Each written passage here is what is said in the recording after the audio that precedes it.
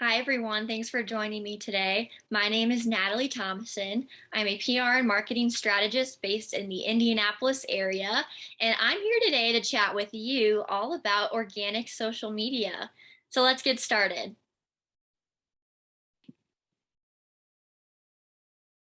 If you're watching this video, the hope is that you have determined your content pillars and content channels for your small business or nonprofit, and now you're ready to start planning and posting on social media. Before we get into the basics of organic social media, make sure to check out Emily's content strategy video here on the collection if you haven't already. A lot of what I'll be talking about today is going to build upon Emily's video about content strategy. So give that a watch if you haven't yet and rejoin me when you're ready. Let's talk about determining what to post. I recommend choosing a central theme each month to base your content around for two key reasons. One, having a monthly theme saves you a lot of time and stress scrambling to determine what to post.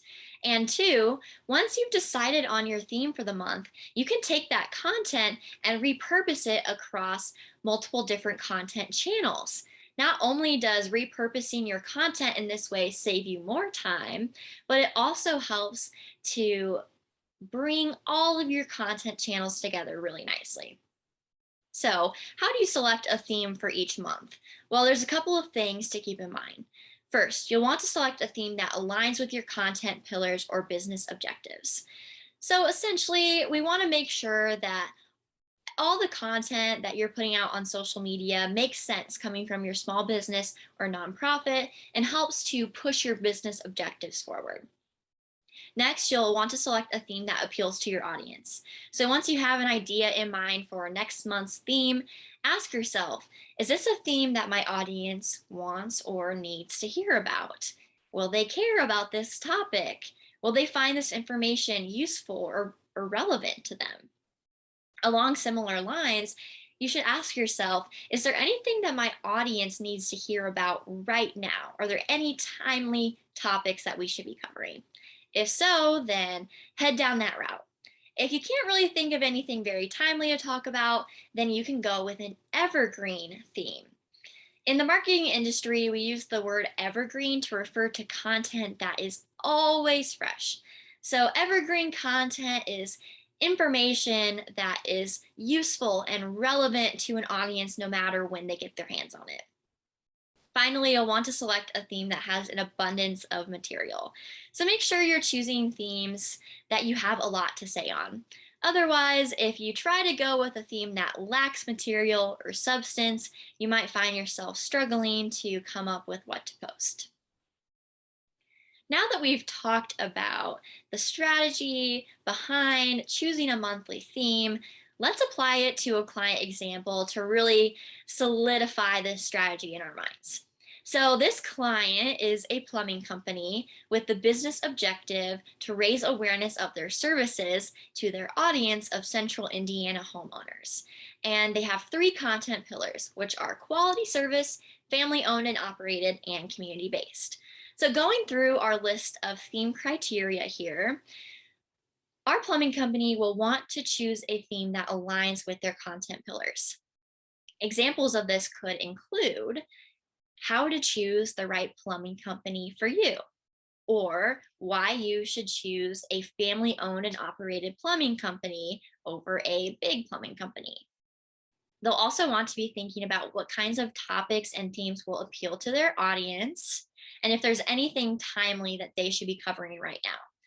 So, an example of this would be, let's say it's the summertime, and as a plumbing company, they know that plumbing issues tend to spike in the summer as homeowners host more friends and family over. There's just generally more stress put on plumbing systems during this time.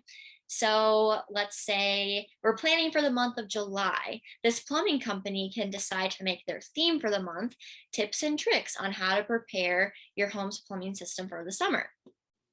Now, if they're at a loss for timely themes to think about, they can turn their sights to some evergreen topics. So, in the case of our plumbing company here, some evergreen topics could include when to hire a professional, common types of drain clogs and how to prevent them, things along those lines. Finally, our plumbing company will want to choose topics and themes with an abundance of material. So they should dig into their wheelhouse of expertise and choose topics that they have a lot to share on. This will help them generate lots of ideas to post on social media for the month. So we've talked about organic social media strategy and we've applied that strategy to a client example.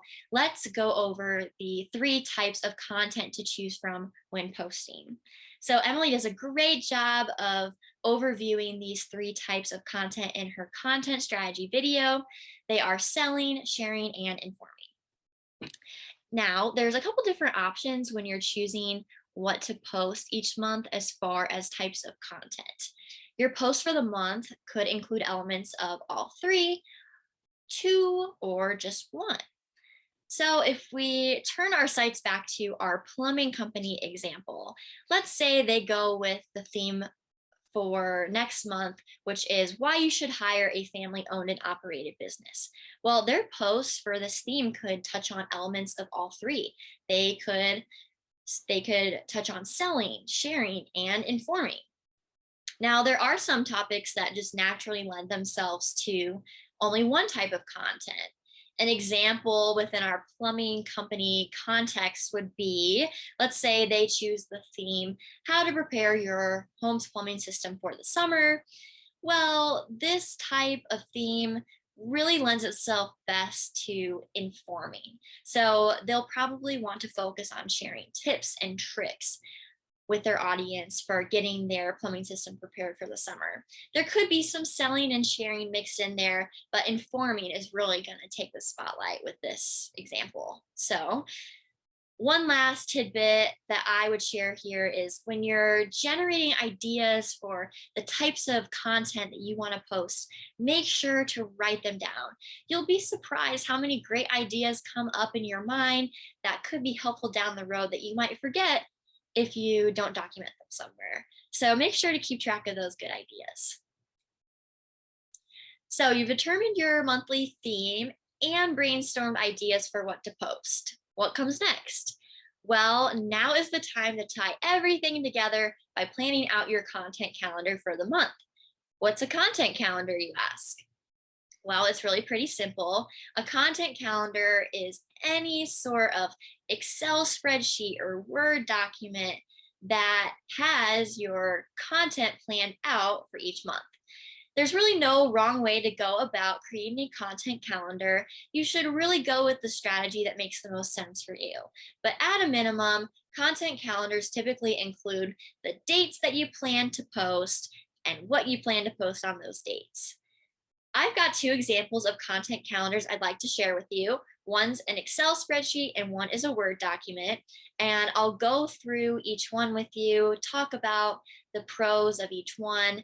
And if you decide that you like either one of the content calendars that I share, you can download a sample for yourself to get started on next month's content.